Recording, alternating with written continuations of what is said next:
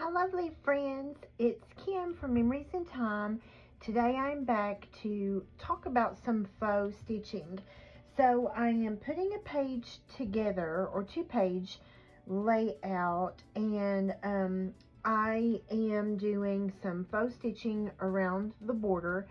And I thought, well, why not come on and film this just so we can talk about faux stitching.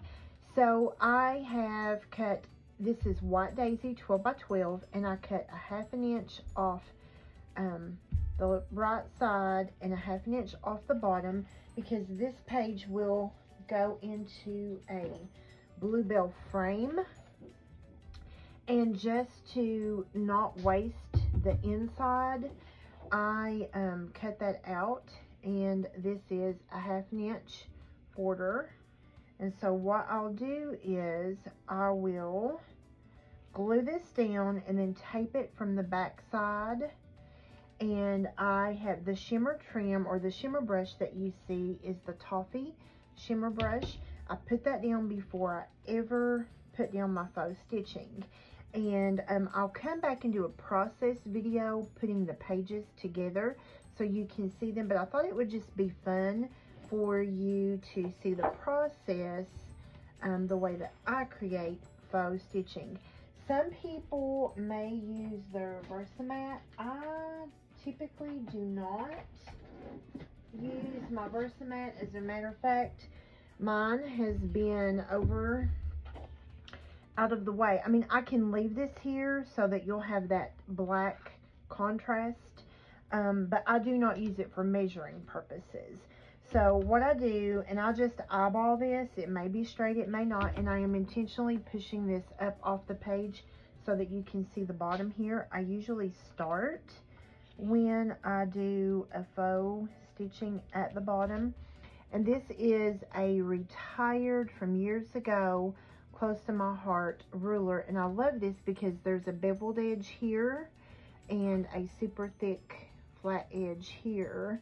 And so again, I'm not measuring, I'm not using the Versamat to measure, I'm eyeballing this, and it's just about 1/8 of an inch. And I am using the 0.3 journal pen. I have the 0.3 and the 0.1. For this particular page, I wanted a darker, more bold faux stitch. And so what I do is I usually come in about 1/4 of an inch from the outside edge. And then basically what I do, and I don't measure these by the ruler, is I just draw these lines in. I do not worry about spacing, because when you're doing this, if you worry too much about, am I spacing it exactly even? Is the length of the faux stitch the same? Then it's going to become a chore, and you will not want to do this when you are creating pages. And for me, when I am using white daisy cardstock on a colored cardstock, I want something to break up those edges, whether it be ink, whether it be tearing, distressing, or faux stitching. I want something to break up those edges. And then I just rotate. And sometimes when I do this, I'll even freehand it.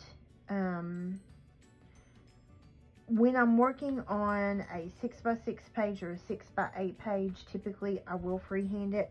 When I'm doing a larger 12 by 12 page, I do like to use the straight edge, simply because there's more of it there.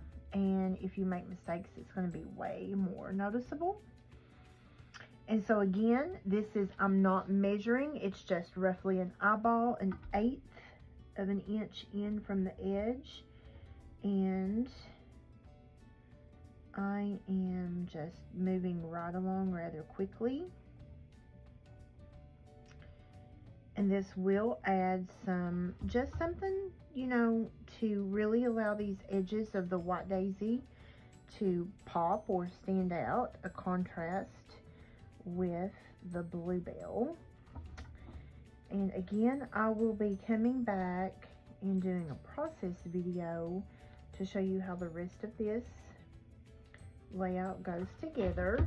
And this layout will be featuring the Happiness Lives Here, which is the January featured paper suite.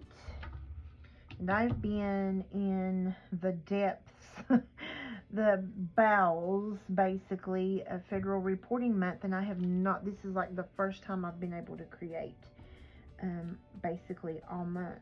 And so I'm super excited to be creating this page.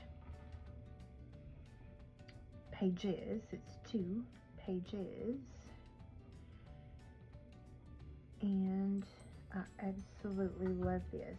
Now, any straight edge ruler will work to do this, and it does not have to be clear. I prefer clear because I like to see that I'm not going up. Now, sometimes I will go completely off the page and let them sort of overlay, crisscross. This particular page, I do not want that. This particular page, and then I'm just going to finish my final edge here. Again, just eyeballing about 1/8 of an inch in eyeballing. The clear ruler right there lets me see that I'm not overlapping, and that's why I prefer a clear ruler. Again, any ruler that you have, any straight edge that you have will work. And I, again, do not worry about measuring the length of my dashes, my stitches, or the space between them. I just let my pen go. What happens, happens. And so there you have it. That is how I create hand-stitched faux stitching on pages. And I will be back. My next video will be the process of putting this 2-page spread together using Happiness Lives Here. And let me just give a real quick, I'm just going to pull the sticker sheet out just so you can get an idea of the colors and just so you can get an idea of the paper. It's beautiful. It's absolutely beautiful paper. And so my next video will feature this paper suite. So hopefully you enjoyed this little tip on how to create a faux stitch using a ruler and a journal pen. Leave me a comment below. If you are a current subscriber, thank you so much for choosing to subscribe. If you are not a current subscriber, I would love to have you join me. Hit the subscribe button and the little gray bell to the side so that you'll be notified when I upload new content. Thanks, guys, and happy scrapping!